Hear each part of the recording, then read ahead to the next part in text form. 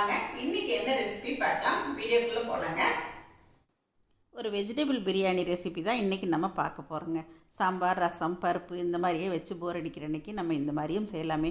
ரொம்ப ஈஸியாக செஞ்சிடலாம். வாங்க எப்படி செய்கிறது பார்க்கலாம். பிரியாணி செய்கிறதுக்கு சீரக சம்பா அரிசியை நான் இப்போ தாளிக்கிற நேரத்தில் தான் கரெக்டாக ஊற வச்சுருக்கேங்க.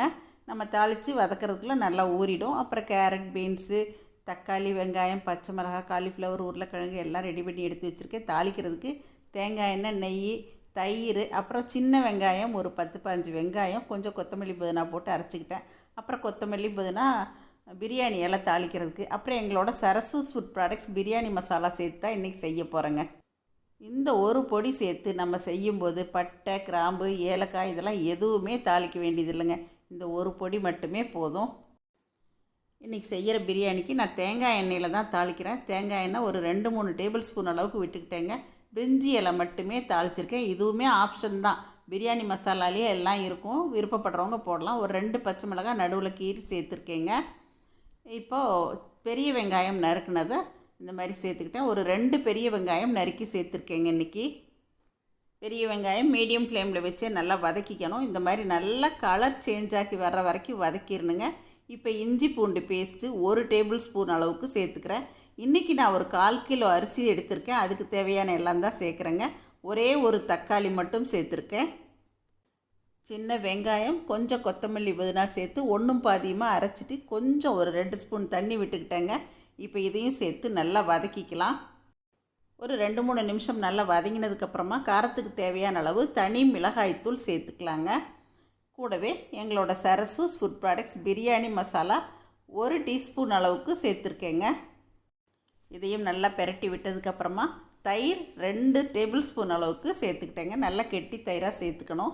இந்த மாதிரி சேர்த்து நல்லா கலந்து விட்டுக்கணும். நம்ம சேர்த்த தயிர் இந்த மசாலாவில் நல்லா கலந்து வந்ததுக்கப்புறம் கொத்தமல்லி இலை பொடியாக நறுக்குனது, கொஞ்சம் புதினா இலை, இது எல்லாமே சேர்த்துட்டு நல்லா பெரட்டி விட்டுறேங்க.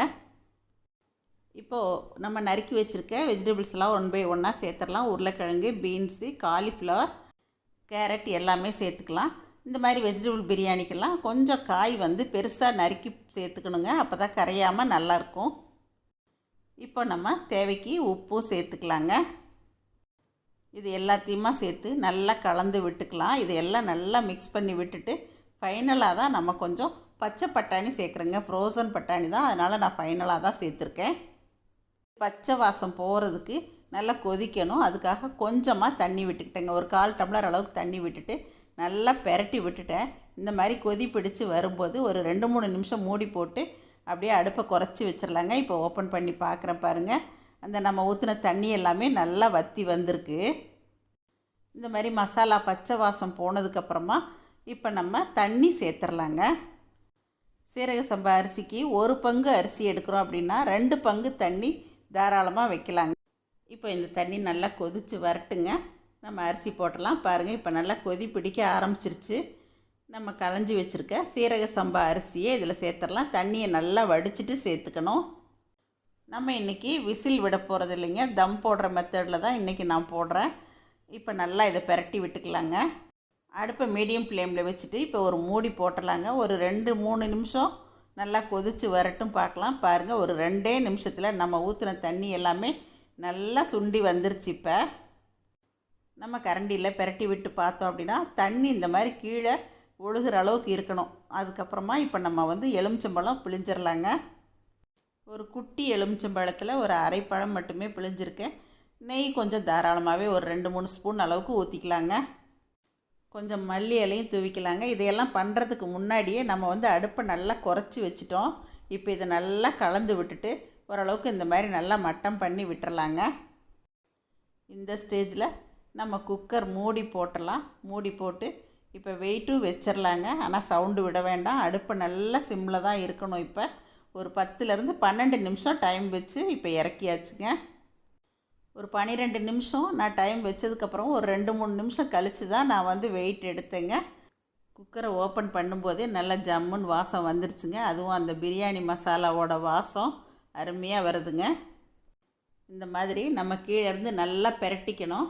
கொஞ்சம் கூட குழையவே குழையாதுங்க. இந்த அளவுக்கு பக்குவமாக இப்போ பிரியாணி ரெடி பண்ணியாச்சுங்க. கூடவே தயிர் பச்சடி, கறிப்பலால் ஒரு தோரன் பண்ணியாச்சுங்க. அப்புறம் எக்கும் வேக வச்சுருக்கேன். அப்புறம் ஒயிட் ரைஸு, தயிர், மோர். இதுதான் எங்கள் வீட்டு புதன்கிழமை சமையலுங்க. நீங்கள் இப்போ தான் பிரியாணி செய்கிற பிகினஸாக இருந்தால் நான் சொன்ன இந்த அளவுகளோட இதே மாதிரி பிரியாணி பண்ணுங்கள். நீங்கள் கண்டிப்பாக மறுபடியும் இதே மாதிரி தான் செய்வீங்க. மட்டன் பிரியாணி, சிக்கன் பிரியாணி எல்லாமே இதே மாதிரி தாங்க. என்ன மட்டன் பிரியாணிக்கு நம்ம மட்டனை வேக வச்சு எடுத்துட்டு அதுக்கப்புறமா செய்யணும். சிக்கன் பிரியாணினா நம்ம அப்படியே தாளித்து விட்டுக்கலாம். கண்டிப்பாக நீங்களும் ட்ரை பண்ணி பாருங்கள். எப்பயும் போல உங்களோட ஃபீட்பேக் சொல்லுங்கள். பிடிச்சிருந்தா லைக், ஷேர் பண்ணுங்கள். மறக்காமல் என்னோட சேனல் சப்ஸ்கிரைப் பண்ணிடுங்க. தேங்க்யூ. சரசூஸ் சமையல் பாருங்கள். சமையல் நல்லா பண்ணுங்கள். சரசூஸ் ஃபுட் ப்ராடக்ட்ஸ் பொடிவைகள் தேவைப்படுறவங்க இங்கே கொடுத்துருக்க வாட்ஸ்அப் நம்பரில் காலை 10 மணி முதல் மாலை 6 மணி வரை எங்களை காண்டாக்ட் பண்ணி வாங்கிக்கலாங்க. பிரியாணி மசாலா தேவைப்படுறவங்களும் எங்களை காண்டாக்ட் பண்ணலாம். இந்த சீசனில் எங்ககிட்ட முருங்கைக்கீரை சூப் மிக்ஸ், பிரண்டை பொடி எல்லாமே கிடைக்குங்க. தேவைப்படுறவங்க வாங்கிக்கலாம். தேங்க்யூ.